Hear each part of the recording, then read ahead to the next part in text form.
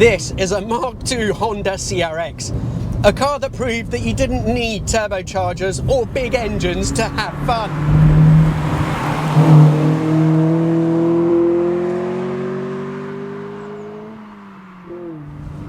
It's a car that breaks all the rules. Despite being tiny, it was a huge hit in the US, a country where normally anything smaller than a truck is considered a public inconvenience. And yet it totally failed here in the UK, where we love small cars. Let's take a look at how Honda made one of the best balanced small coupes of the 80s, and why, despite it being brilliant, here hardly anyone bought one.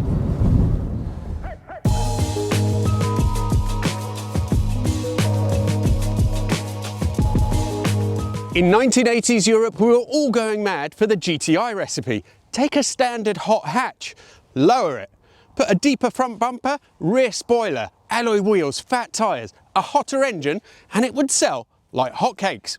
But in 1984, Honda decided that just bolting on a few go faster bits wasn't enough. So they took the Civic platform as a starting point and then built something completely new. The bodywork was lower, sleeker and far more aerodynamic, and they even shortened the wheelbase to make it more agile. No half measures here. This wasn't a hot hatch, this was a complete rethink. The first CRX was 7 inches shorter than the Civic it was based on and weighed in at just 860 kilos. Although there are many competing definitions as to what CRX actually stands for, the most widely accepted is Civic Renaissance Experimental, very Japanese. It was a hit, but not perfect. It was cramped, and the torsion bar and beam axle suspension was quite crude, so Honda went back to the drawing board. The Mark II, this car, was launched in 1988, and it was a big improvement. They abandoned the old suspension system and went with double wishbones all round, something pretty exotic for a cheap front-wheel drive hatch in the 80s. They widened the track front and rear, which gave it more stability but also more space inside. Although let's be honest, those rear seats, or rather that rear bench, is still a bit of a joke and for emergencies only. It was about 80 kilos heavier than the original car, but still under a ton. And the bodywork was even more slippery, with a drag coefficient of just 0.3. In 1988, the only car that bettered it was the Subaru XT6 with 0.29. There were 3 engine options: a single cam 1.5 with 99 horsepower, a twin cam 1.6 with 130 horsepower, and then a full fat 148 horsepower 1.6. This is the one that you'd want, the B16 all-alloy motor, and this is only the second ever Honda to use their now famous VETEC system. Most engines back then had to choose. You could either tune them for low-end torque or for high-end power, but not both. VETEC effectively solved that by having 2 different cam profiles. One for smooth running up to 5,000 RPM, and then another to take it all the way to 8,400. That meant that this tiny, naturally aspirated 1.6 could rev to the stratosphere, produce 148 horsepower, while still being perfectly civilized around town. Combine this with the low weight and it was good enough for 0 to 60 in 7.5 seconds and 130 mph top speed. So far then, it all sounds great, but one question still remains. The Americans bought shed loads of these, but us Brits, we weren't so sure. Very few were sold here. Let's find out why. A lot of Japanese stuff from the 80s now, I think, is a bit overhyped. Could that be the case here?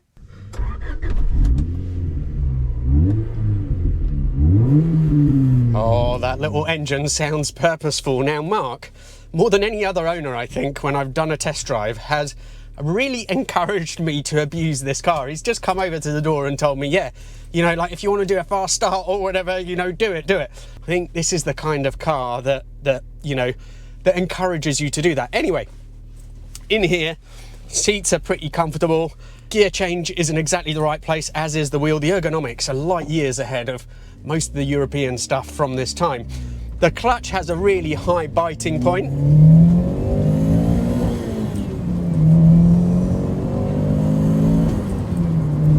Oh, that little engine. We'll talk more about that in a moment, but really, You know, at lower revs, it feels like a completely normal car. Normal engine as well. Just pretty tractable. You don't have to, you know, sort of slip the clutch. Everything's just easy and normal. At first also, the suspension seems all right, but I can tell you, because I've been out on it already, that it really struggles to deal with my really bad local roads. Now, this car has a few mods. One of them is that it has slightly lower and stiffer springs. So that definitely won't help. Also, I think the original wheels were 14 inches, whereas this has Mugen 15-inch wheels, very lightweight things, so very desirable. They won't be helping either, but to me it feels like, and you'll see as we keep going, it's not like the springs are too hard. It just feels like the car quite often hits the bump stops. It could also be that with 148,000 miles, Mark, who owns it, doesn't remember having changed the shocks. Maybe they're the original shocks, so maybe it's lacking a little bit of damping. I don't know. But look, it feels okay, but it is quite harsh over broken surfaces, so we'll get that out of the way.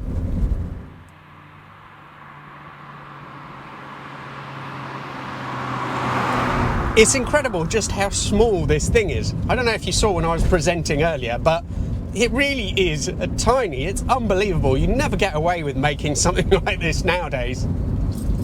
Now, the gear change is also lovely. You might notice that I'm not taking my normal route today, and that's because with very little consideration, there's a film company that has decided to film on my road, and Harry's road, as most of you know it. So luckily it's only one small part of it, so I'll be able to hopefully still do what I need to do, but a little bit of the road is shut.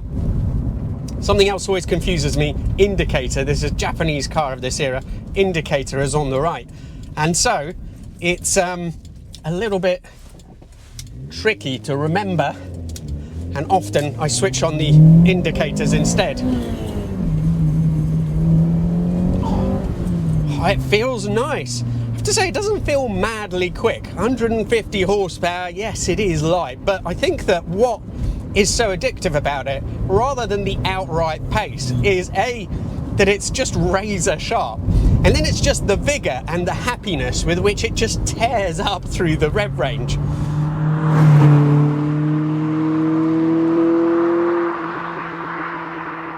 Now, this older VETEC system is much more steppy than the more modern, refined one. So at 5,000 RPM, everything really does change. The note hardens. It is like a different engine, and all the more appealing for it. A couple of other things about this car that aren't completely standard. The rear spoiler is another Mugen accessory, and I think that looks really great.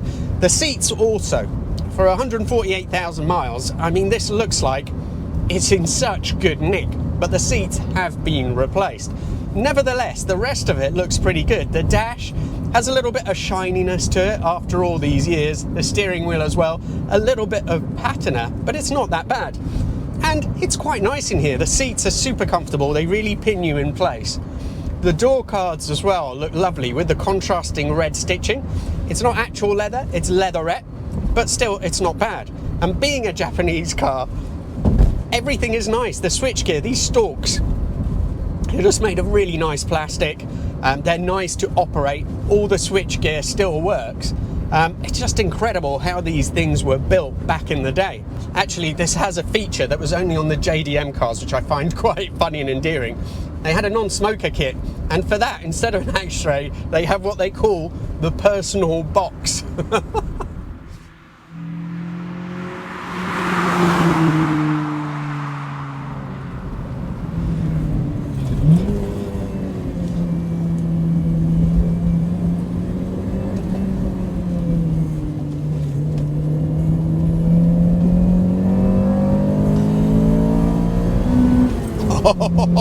It's great fun. You can steer it on the throttle, so just get it in mid-bend and then you can just vary how far it tucks in or pushes out.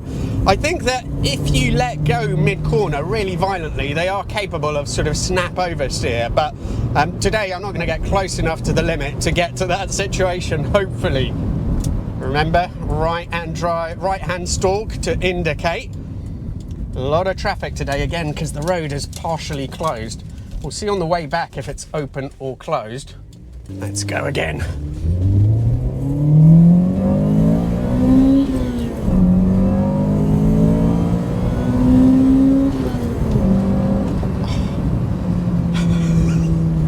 I love it, it's so funny when it goes past 5, it completely changes character. It just sounds like a swarm of angry bees, and it tears up towards 8,400 RPM.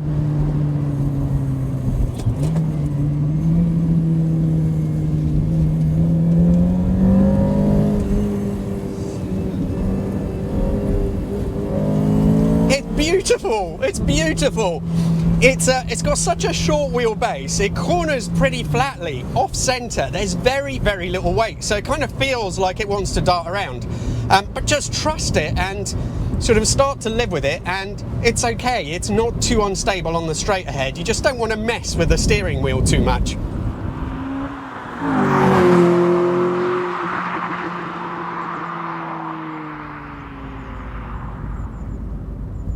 Just want to show you how ridiculously flexible this engine is.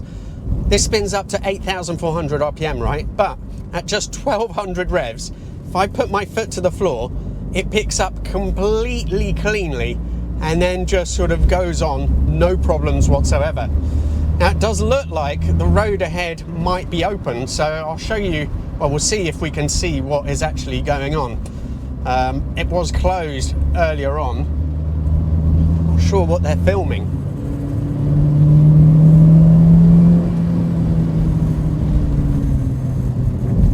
Be nice to have all these guys filming me. Imagine what amazing shots they would get with all that equipment. Oh. So one thing is, again, you know, there it hit the bump stops. I don't think it quite touched down, but it was getting close, so you just have to be careful on the bumpier roads. The fact that it's lowered obviously doesn't help. Now, something I forgot to mention earlier was that this doesn't have power steering. At slow speeds, it can be a little bit of a handful, but as soon as you get going, it's got that perfect feel and weight and speed to it. It's exactly what you'd want.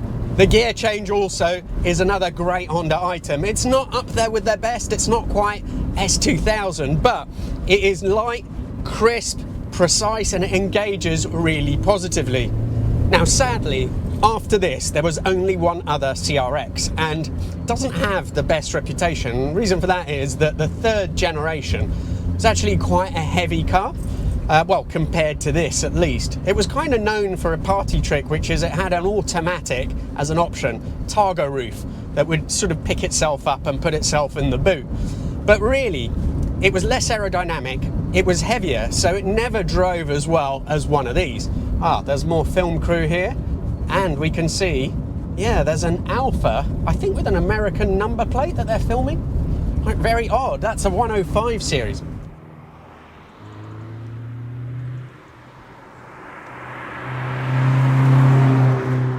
If you want to have the original feel, you've got to go for a Mark II or possibly a Mark I. I haven't tried one of those yet, so if you have a Mark I, do get in touch with me. Now, if looked after, they are super reliable, but with such a high revving engine, you've got to make sure that they've had regular oil changes. Also, the other enemy, like everything from this era, is rust. This one has 144,000 miles, and Mark, who has it, says it's a bit of a trigger's broom in the sense that, you know, the sills have been replaced, various bits. But to his credit, he uses this as his daily, which is great to hear. If you look at the moment, you'll see quite a few Del Sols for sale around the 10,000 mark, but if you want a Mark II in the UK, there's only two currently available. There's one for £6,000 with about 101,000 miles and one with 88,000, which is up at 15, so quite a big disparity between the two. You'd obviously have to see them in person to see the actual condition of the cars, but I guess values, I don't know, around sort of, well, for what's available at the moment, between 6,000 and 15,000. It's quite hard to tell because there isn't an established market. So look, it's brilliant fun. It is maybe a little bit compromised on my local roads because they are so bad, and I think that those lowering springs don't particularly help. But it's a great little car. So why is it it's sold really well in America but not here? Well, I think there's two main reasons for it. First of all, in Europe, we're just too obsessed with the GTI to try and consider this. I mean, to be fair, if there is one issue that it does have, it's that it's just not very practical. Back there, I mean, you could maybe sit a 4-year-old, not even that. I mean, it's literally, you know, it's a bit of a joke, the rear seat. So it's lacking in practicality, and it's not a GTI in the traditional sense.